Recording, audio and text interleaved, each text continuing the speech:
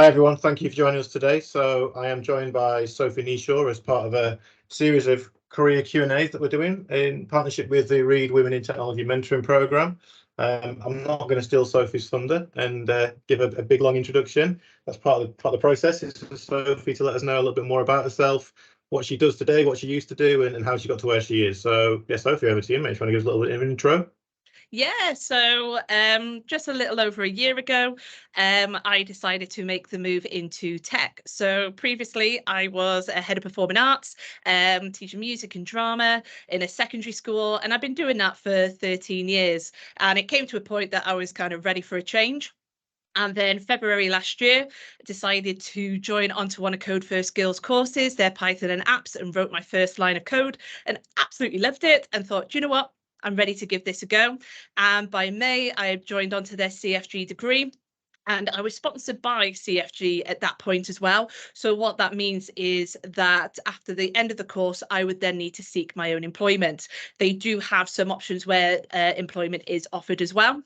And going through the CFG degree, I was also then took part in their Plus Masters as well. And through kind of mentoring systems as well, I was able to gain a place working as an associate developer at Sky. I got offered the job in October and then started working here in November. So on a day-to-day basis now, I'm essentially creating websites. So what I do, we're kind of a website builder where we give tools for editors to be able to create their websites, but that we create the functionality behind it. So that's it in a very brief snapshot itself. Is there anything you'd like me to start to discuss further now, or any questions from anybody? Yeah, I think there's a lot in there, Sophie. Definitely. I can't imagine what it's like having had a very successful career in a different field and then making a transition and starting from scratch somewhere else.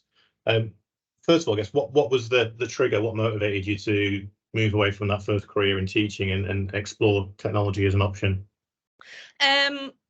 I would say there was kind of two main areas. So first of all, I can't dismiss saying about lockdown and how actually that did change a lot of people's views in terms of like their working lifestyles. And particularly from like the teaching point of view at that point, tech was very much coming into our focus in terms of being remote teaching, but also when we were coming back into the classroom, getting more software involved within our curriculum. And there was a point where I was like, ooh, actually, I would be like to be involved in some like creating some of this, or thinking a little bit more logistically of how does it work behind the scenes. And then the second part, really, in terms of how education was going, it was coming to a point for me where I wasn't able to keep a good working lifestyle balance. And as much as I thoroughly enjoy being in the classroom, something kind of needed to give. And I thought to myself, do you know what? I'm ready for this new challenge. And tech was kind of at the forefront in terms of thinking for like a next career stage. But when I was first thinking about it, I wasn't quite sure how to kind of go about it in terms of like, oh, what do I start learning first?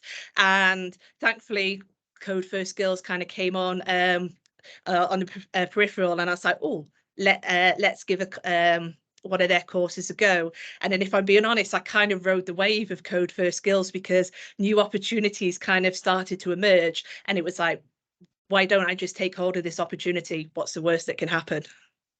Yeah, excellent. So what was that process like then? So from deciding that you wanted to try this Code First Skills thing, how long did that take for you to make the decision to then actually realistically be able to apply for a technology job? It happened very quickly because I started the intro courses at the beginning of February, and the applications opened for the degree in March. And at that point, there was kind of a lot of inner monologue of like, oh, am I going to be good enough?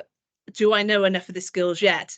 But it was also being marketed that you don't have to be experienced. Like the purpose of the course is to help you develop your skills. So with like a lot of support with people around me, talking to them, again, they were like, well, what have you got to lose? Like you can apply for it. The worst that they can say is no.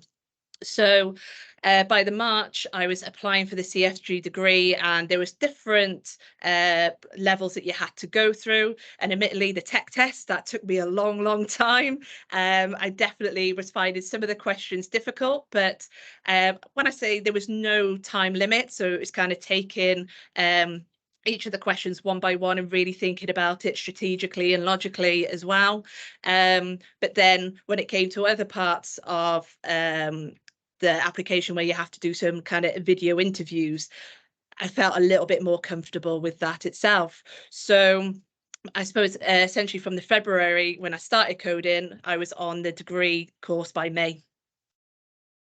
So it was quite a quick turnaround for that. The course itself lasted for 12 weeks with a 1 week break in between. And then I was on to their Plus Masters, which was like another 4 weeks. And that finished by the end of October. And during that process, I was then kind of applying for different job roles. And I was fortunate to get a job role at Sky by the end of October. Well, I mean, there's a perception that you need hands-on experience, lots of it, to get into any technical job, but especially like software development and things. But the fact that you're talking 16 weeks really of learning something has prepared you to be able to get hired by one of the biggest tech employers in the country is pretty remarkable, really, isn't it? It can be as simple as that. How does, I mean, there's lots of routes in, lots of boot camps and lots of things similar to CFG, but obviously your experience with CFG. How does that process work in terms of time commitment and things? Is it a full-time course, or is it something that you can do alongside, keeping the money coming in if you've already got an existing career? Yeah, so I think one of the kind of unique features with the CFG course is that it takes place in an evening, and so that most people do maintain their full-time jobs, and so they can then do the degree course in the evening so that you still have that money coming through. Because I know sometimes when you are career changing, that is often one of the biggest kind of questions. How am I going to pay for this transition? So yeah, you can do it alongside a full-time job. I'm not saying it's not easy doing it alongside a full-time job. Like, as you can imagine, 16 weeks of quite fast-paced learning, you do have to think about your time wisely and how you structure your time, because as well as the course, there's assessments, there's projects, there's homeworks that all go on top of that. But people have been able to complete the course with a full-time job. Just with you kind of talking a little bit in terms of, actually, I've been able to do the course over that time and then get a job into Sky. I think another really important concept to remember for everybody is your transferable skills as well. So whenever I join network opportunities after I finished the degree, one of the key quotes it got said to me lots is that we can teach you the tech. We're looking for what other skills you can also bring as well. So like Isadora, who I was speaking to earlier, in terms of you've got 10 years in a previous career, and there's going to be so many transferable skills that you can bring across, and it's not being afraid to sell that either or bring that forward. And I think one of the most valuable things for me, and this brings back to like the overall mentoring scheme, is having a mentor during this process, because it's somebody else coming in and sometimes being quite subjective as well, in terms of they can see, right, this is what you've done, pick out all these different skills that you've got, because these can be absolutely relevant in the new tech world itself.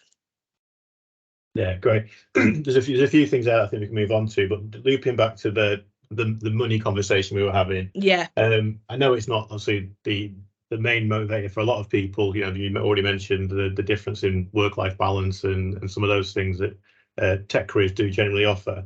But anyone that's got a family to support knows the importance of bringing an income in.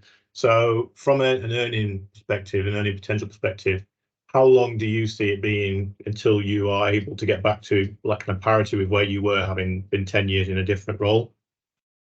Not long at all, because the where I've come in, is significantly higher than where I would have started with teaching.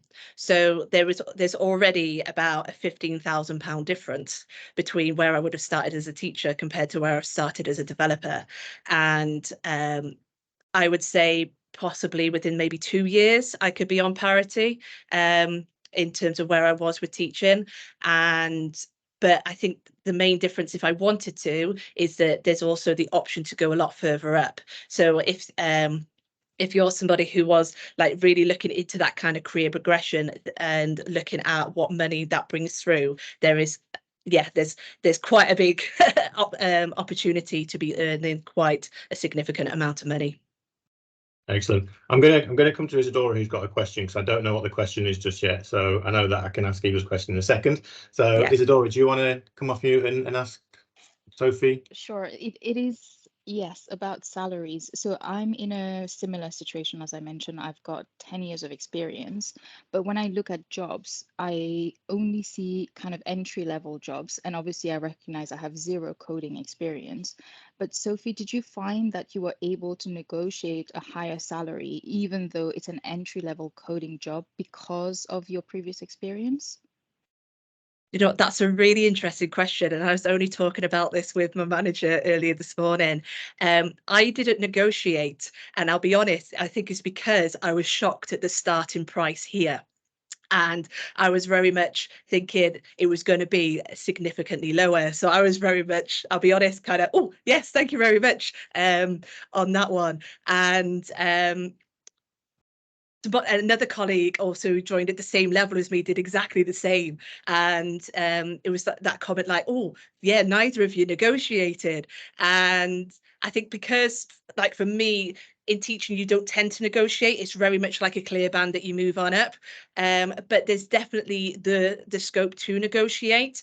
And I think this is something that maybe even with a mentor or something like that to get used to, if you're not already, because I'm just kind of speaking from my experience here, I wouldn't know how to facilitate those conversations a bit, and actually having somebody to talk through to say, right, they've offered me this initial salary, how do I then structure a conversation around negotiating to increase my pay? Because I think it's actually quite a common conversation within the tech industry. Yeah, I don't know if that does answer your question, sorry.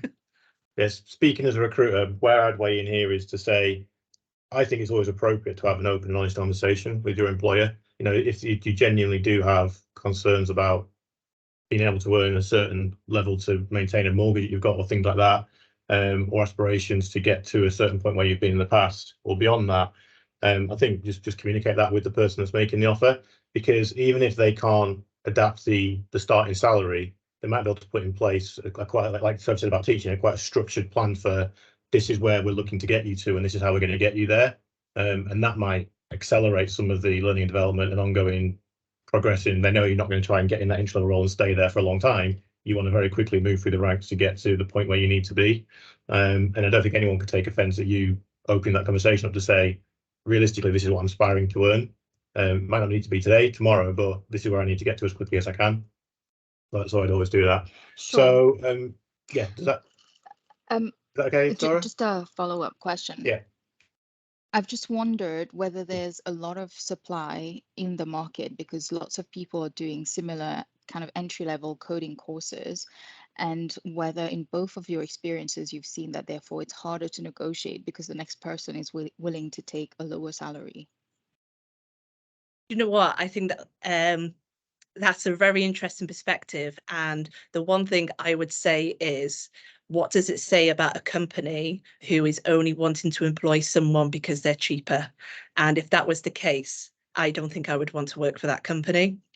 And I would want to work for a company who actually values what you can bring to the team and what you have to offer. Because ideally within any team that you're working with in tech, yes, you might have somebody who has more technical skills, but you might also have somebody who's very good with like their people skills. You want to have that inclusion within a team. And yeah, going back to if a company was choosing a lower pay just for the fact it was lower pay, I'd be questioning whether I would want to be employed by that company. Yeah, I think also there is an increasing amount of supply because of these boot camps, but there is still a massive tech skill shortage. So, the skills at all levels in technology, software engineering, data, architecture, all other categories, very high demand. And there is an even more unique demand for people from diverse backgrounds. So, you do, I say this, but you do have an advantage if you are coming from one of the underrepresented groups, because there will be less people like you that are trying to secure employment, and that's what the employer is looking for. So moving over towards kind of getting us towards Eva's question, I'd be interested to understand, Sophie, what that application process was like. And Eva's question is all about, what did you need alongside a CV to get you a job? Did you have to have a portfolio that evidenced stuff that you'd done? Did you have to have any certain qualifications or things beyond the CFG degree, or experience with certain tech stacks to get an interview at Sky? Or was that CFG course enough to warrant all of that?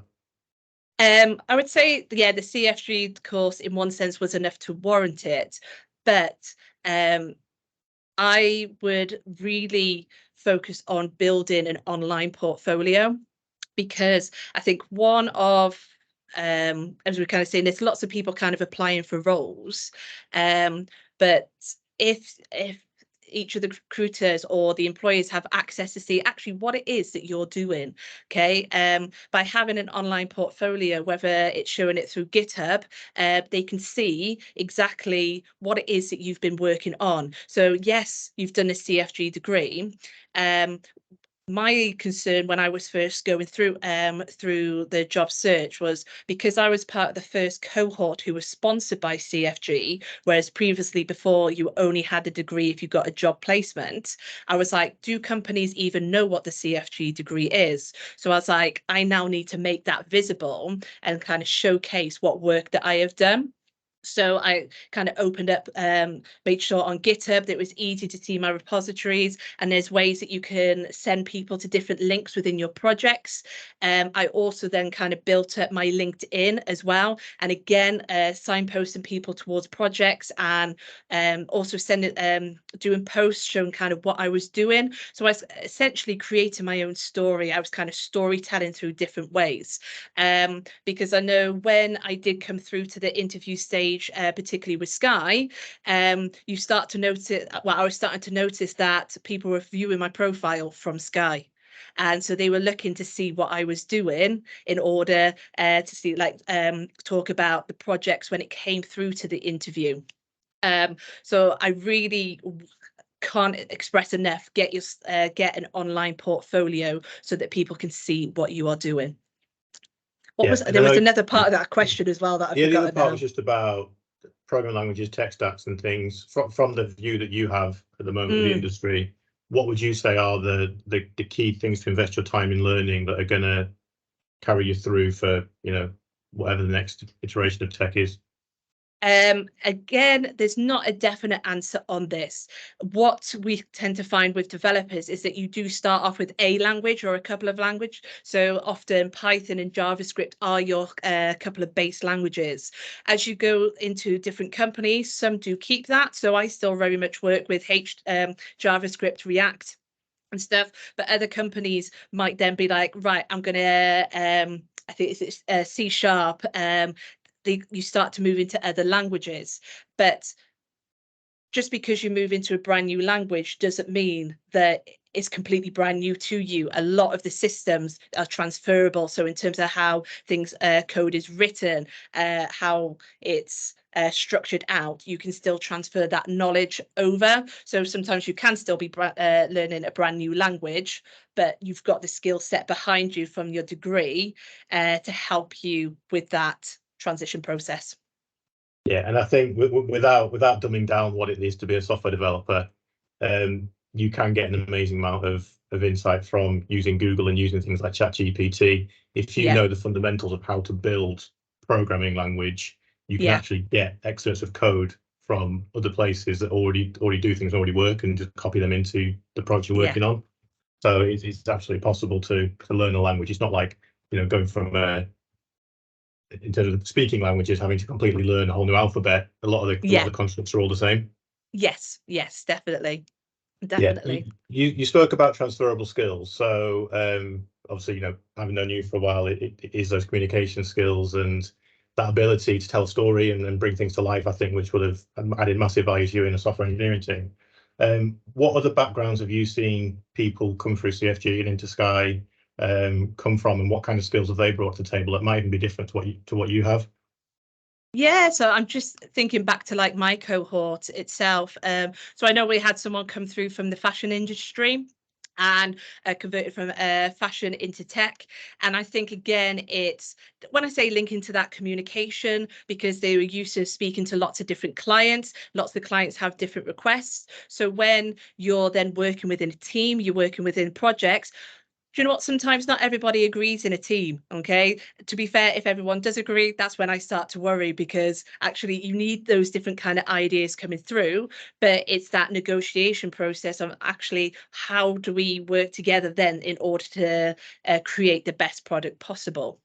In terms of, we had an author that came through as well. So she had written her own books. And again, I think, like from my perspective there, it's thinking about actually what's your users wanting from your website. So there she's been writing a book thinking about actually what is it that our readers want to be able to read, be engaged in. You're taking that transferable skill, and when you're creating websites, you're then thinking actually what is it from my website that, well, what is it the users want from my website? So you're starting to look at their perspective as well. Yeah, Eva picked up on the fact that you mentioned mentoring. Mm. What support have you had from people, you know, who have got not directly anything to gain from your success since you've been on this journey? And would you say that that is a common thing in the tech industry?